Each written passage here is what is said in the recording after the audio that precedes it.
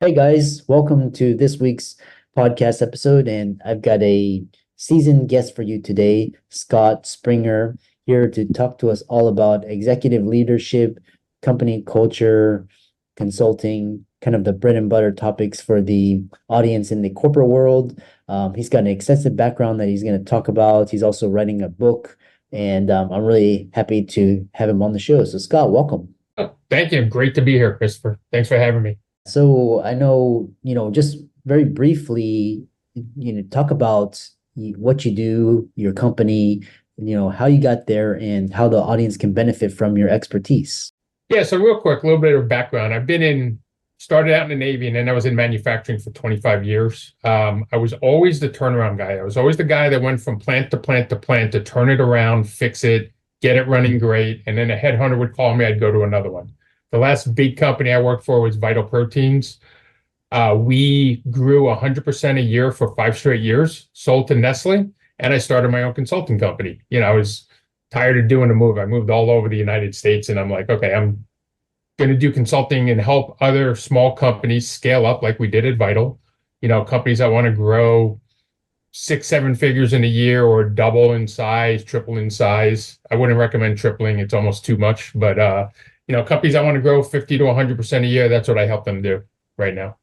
Yeah, and fantastic story. So, we'll talk about company culture and growth. There's so many topics to discuss.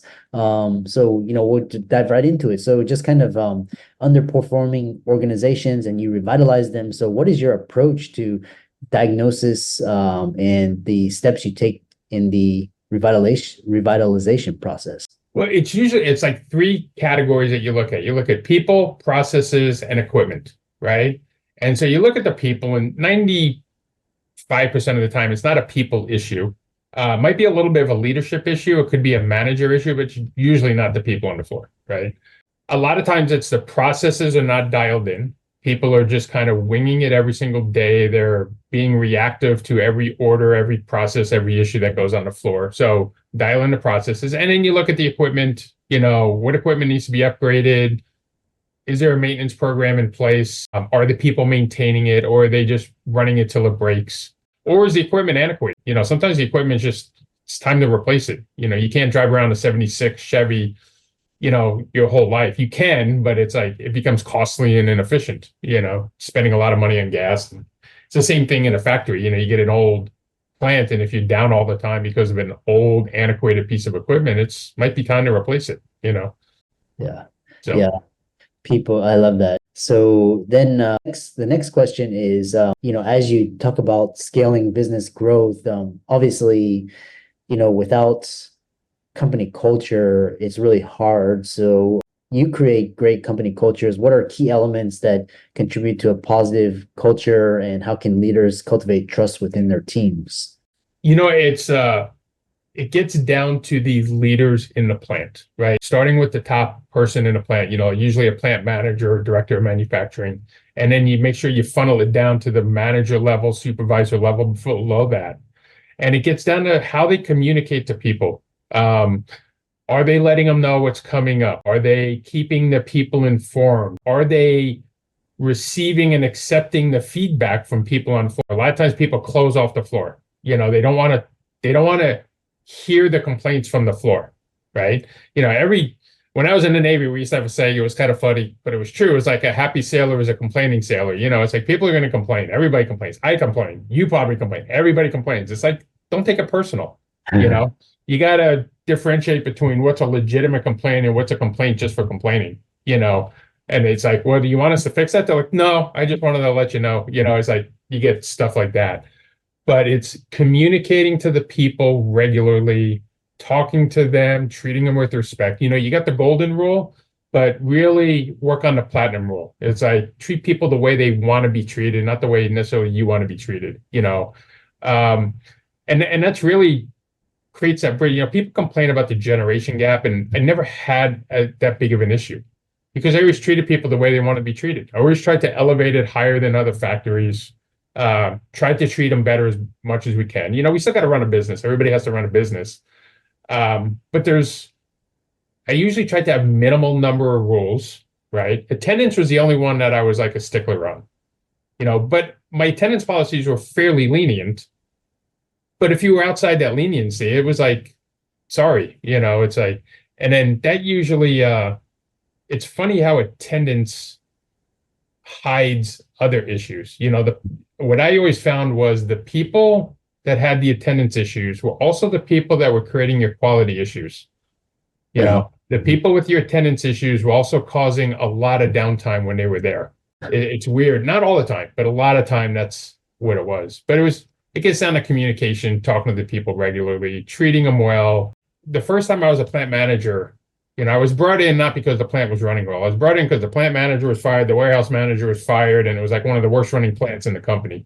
This is a company called Bunge, and Bunge's a great company, and I got headhunted to go be a plant manager. And so I came in, and one of the first things I did, because there was a significant lack of safety in that plant. A lot of people got hurt. Guy was permanently disabled a couple months before I started. And so I came in, and one of the first things I did there was a lot of plants do monthly or quarterly town hall meetings. I did them weekly. Every single week, every single person in the plant. I did like 2 or 3 in a week so that people can attend one of them. They only had to go to one of the meetings. And every single week, we were talking about safety. We were talking about quality. We were talking about issues on the floor. We were talking about procedure changes. We were keeping the people informed. And it was either me or one of my senior managers was leading the meeting, or we would split it. Some people would do half and the other half. But that weekly meeting, I rolled that out into other plants as I went to other companies. And it has a huge impact. It's that communication. It's treating people with respect. And it was funny because every plant was the same way. It was like the first 6 months, everybody's just quiet. They're just listening. And then 6 months to a year, they start to engage. And after the first year, it's like a free for all. It's just like, and in a good way, not in a bad way, but it was like everybody getting involved in the meetings and having good meetings. But it's maintaining that communication and the respect of the people and listening to them really is what helps. Probably I would say number one is how you treat people, how you talk to them. Yeah. Yeah, I like that. The first time I heard about company culture as an asset was through Tony Shea, rest in peace, where he's talking about he created a fantastic company culture with Zappos.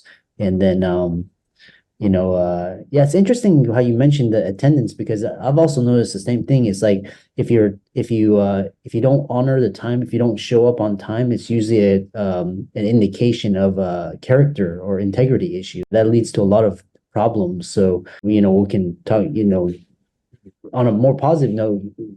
The question is, when you say you doubled and tripled businesses, what strategies have you found most effective in driving business growth, particularly in your industries? The number one is like a vision. A lot of people are very short-sighted. They're trying to get through the week, get through the month, get through the next big order, whatever it is. And I always looked out. I'm always like keeping an eye on 1 to 2 years out or 3 years out. Like we would do strategic planning, and it would be a 3-year vision. What do we want to be like 3 years from now? And then what do we need to do this year, right, to make sure that in 3 years we're reaching that vision of what we want to be like? And when I say when we be like, what do we want to be like from a production standpoint? How much do we want to produce? What is the quality of our product, and what certifications do we want to have? What's our status? What do we want to be like from a safety standpoint, from a shipping standpoint? Like how do we want to be perceived? It's almost like building the operations brand for the company. Right? It's like, what do we want to be? Because whenever I come in, the company's not running well. There's usually a lot of issues. It's like, okay, so we got to start building that foundation. And that foundation is usually that first year. And then you break out the year into quarters. Like, what do we got to get done this quarter in order to make our year goals? And you have your KPIs and your numbers, but I'm talking about like processes and foundations and stuff that makes the KPIs easy to achieve versus like you're trying to achieve the KPIs all the time. And that gets back into the very first question. It's like the processes. What processes are in place? And let's say over like 3 years, we're going to change every single process in the plant.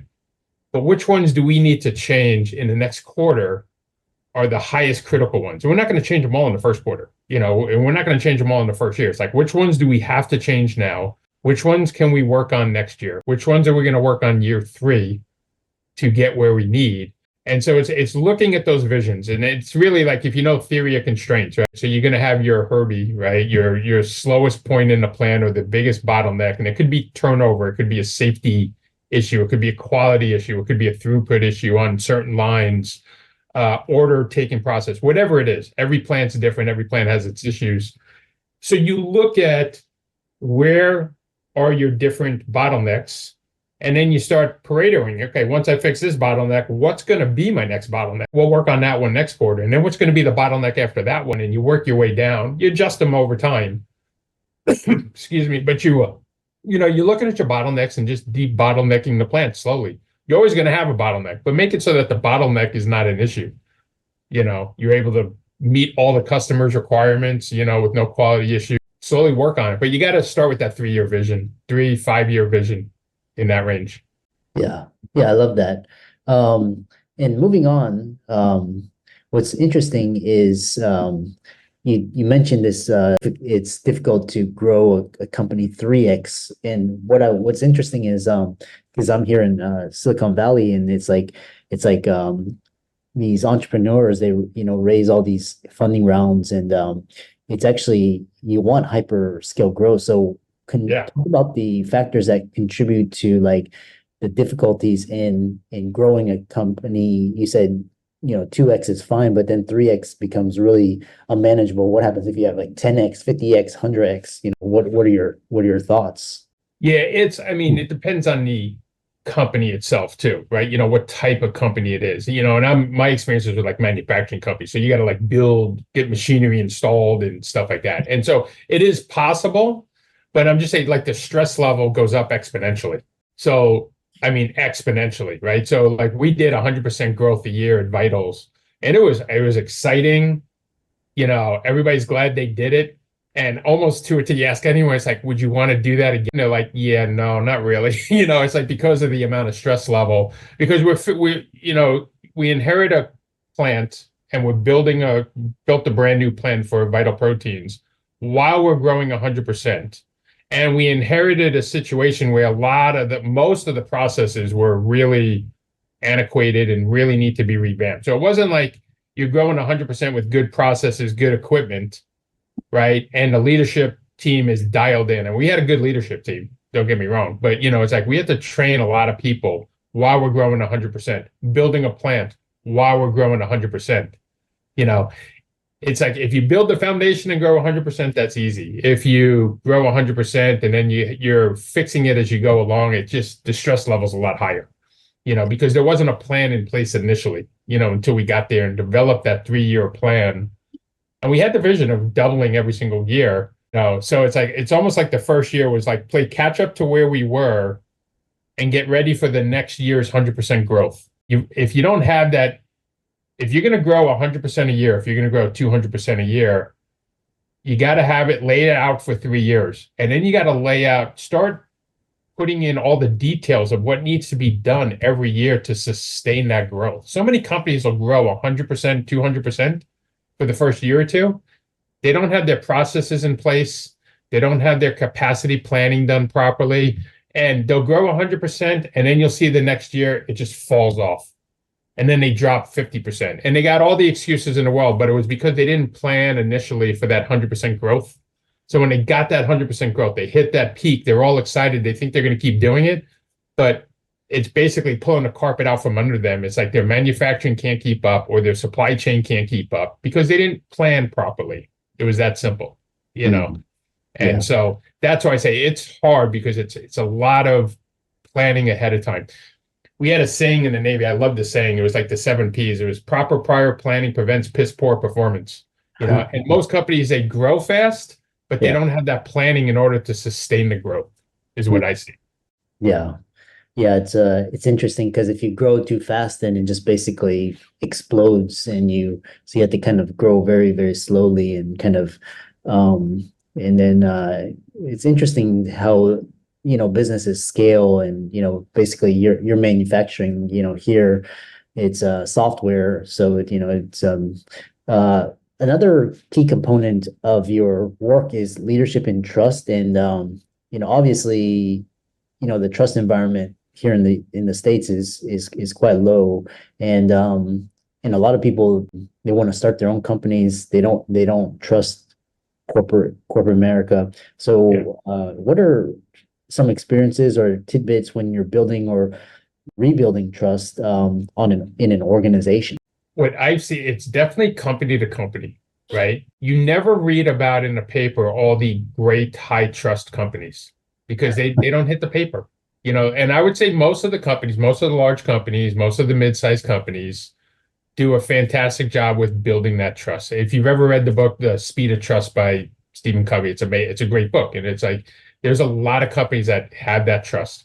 And all you need is one bad manager or one bad VP, and that part of that company will just implode. It's like, it's that one person that destroys the trust, breaks down that trust, that causes the issue. And then people got to differentiate. Well, is it the whole company or is it that one person? First, I worked for some amazing, great people over the years, right? And I've worked for a couple ones that is like, I would never work for that person again, nor would I recommend anybody ever work for that person again, and I'm not obviously not going to name names, right? Yeah. But it's you got to build that trust. And when you maintain it, you got to maintain that trust too. And that takes work. That takes active work to maintain that trust in different ways. But trust goes a long way. You get the speed of trust. You can make things happen faster. You are not going to grow 100% a year without high trust. Yeah. Show me a company that did that. I don't know of one company that didn't have high trust, making things happen real fast. You have to have that trust in order to make that happen. Otherwise, you're never going to do it. Yeah, I love they say that it takes, decades to build trust, and then like it can take a second to, just break that trust. And yeah, it's quite interesting. I really enjoyed this conversation. And if people want to reach out to you or follow your socials, check out your work, how can they do that? Yeah, I would go to my website first, www.chelwoodgroup.com. It's CHEL woodgroup.com, or you can email me at scott@chelwoodgroup.com. We do a lot of work with manufacturing companies, so we can help build and design very lean and efficient plants. We can help scale up your production. We can make your production more efficient, fix your quality issues, everything manufacturing operation, supply chain. We got a team of people that can help you out in different areas. Yeah, I love that. And so for the audience, be sure to follow and like Scott's socials and check out his work. Reach out to him, and thanks so much for coming on. Thank you very much. Thanks for having me. It was good.